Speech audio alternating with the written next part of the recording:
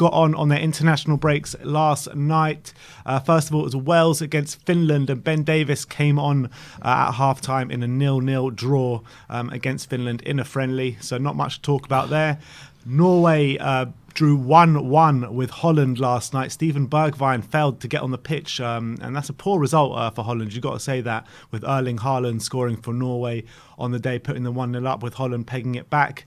Now, the next one was probably the talking point of the night. Portugal 2, Ireland 1. Matt Doherty playing on the left-hand side, or he was playing kind of like left wing-back. He played 90 minutes. Troy Parrott was on the bench, didn't come on, but the day was all about Cristiano Ronaldo. I mean, the guy broke the record, Ali Dyer's record of most goals ever, most international goals ever. The guy is a living legend. I mean, yes, he's moving to Manchester United this season, but you just got to respect him, don't you? Why is that? Why are you knocking him for that? Huh? Why are you saying, because he's going to play against us. Oh, I see what you mean. Yeah, okay. Well, I don't think it's not a bad move for him, though, is it? It's a great move for him, Yeah. but I think that the guy isn't. You can't knock him, can you? The guy is absolutely the way that a living he's legend.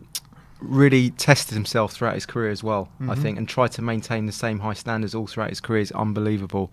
I mean, we can have another show about Messi or Ronaldo, but for me, Ronaldo really made the effort to test himself. Whereas I think Messi stayed in his comfort zone a little bit too much. You're more of a Ronaldo man than a Messi No, I'm not. man. No, I'm not. I'm going to keep it on that. He's just. I think that he's made more of an effort to really test himself in different leagues. Whereas I think Messi's been in his comfort zone a little bit more. But I'm not going to say at this point who I think. Is it a bit easy to say that, because Messi obviously came through the ranks at Barcelona, so it's like very hard for him to move up from Barcelona or to move away from Barcelona. Yeah. Where Cristiano Ronaldo obviously came through at like Sporting Lisbon, moved to Man United when he was younger, then Real Madrid came in for him. So it was a bit different, you know what I mean? Because once you're at Barcelona, it's very hard to leave.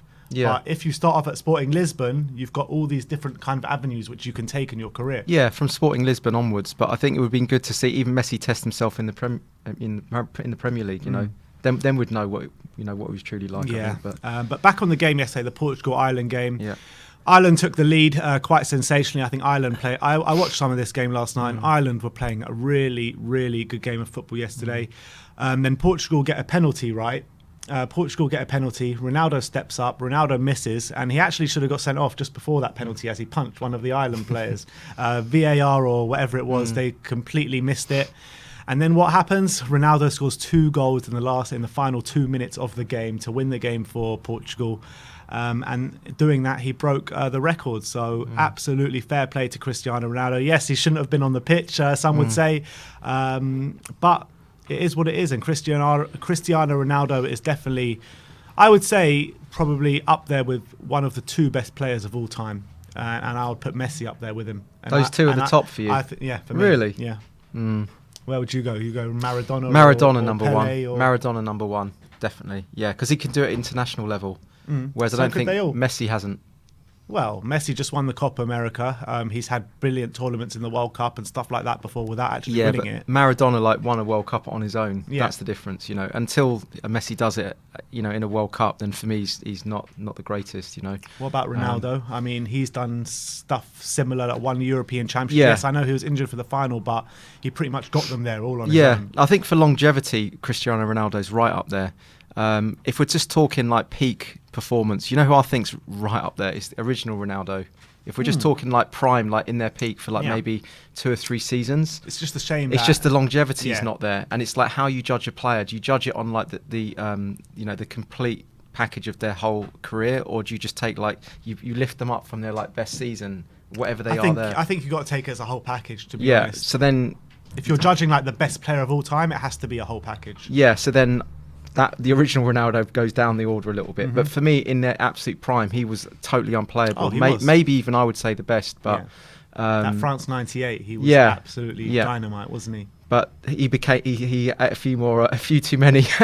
Even at his prime, he was a bit tubby. You know, He in was. his You could prime, he was a see bit tubby. big boned. Yeah. But you know, his skills was absolutely unrivaled. Yeah. You know, the way he would do those step overs and completely bamboozle defenders, bamboozle goalkeepers. I mean, how easy was it here for him to take it around a goalkeeper? Yeah, It was just he was like, insane. just Yeah, easy. absolutely insane. All right, but let's move on. Denmark against Scotland. Denmark won 2-0. Pierre-Emile Højbjerg playing 90 minutes in that game and actually getting a lovely assist for one of He's the loving goals. those assists, isn't he, the boy? This one wasn't like an on-the-ground through ball. This one was like near the halfway line, and he does a lovely dink over the top, pinpoint on the player's head, and he heads it in. Yeah. Absolutely Do sensational. you know what? He's really adding that to his game. Even against Watford, he was like threading a lot of through balls in, wasn't he? Yeah, More he than was. any other player on the pitch. Yeah. So, yeah, credit to him. And the last but not least is France against Bosnia. Hugo Lloris playing 90 minutes in a 1-1 draw against Bosnia. So that's a bad result for France in the World Cup qualifiers. But let's take a look at who will be playing today. So South Korea are playing Iraq at home in a World Cup qualifier today, actually at noon. So if you want to watch that, it's some nice early viewing for you guys, an hour and 20 minutes. Heung-min Son should be playing in that one. England under-19s will be playing Italy at 2 p.m. with Alfie Devine, Niall John and Dane Scarlett all in the side. Italy will be playing at home to Bulgaria tonight. Pierluigi Golini was called up, but I don't expect him to play. Harry Kane obviously has been called up for England tonight, who they play against Hungary. Maxim Pascozzi will be playing for Estonia tonight against Belgium. Now, that would be a big test for Pascozzi. 18-year-old kid coming through the ranks at Tottenham. He's already in the Estonia first team and going to play against Belgium today. So that'll be a big test for him. Colombia are away to Bolivia, where Davinson Sanchez is involved. And that will be it for today, and then we'll bring you tomorrow how they done, and then we'll bring you who will be playing on Friday. But as of now, that is the international roundup for Tottenham. But not too much of note. I mean, Pierre-Emile Højbjerg is probably the standout performance so far from the international break. But that is that. All right.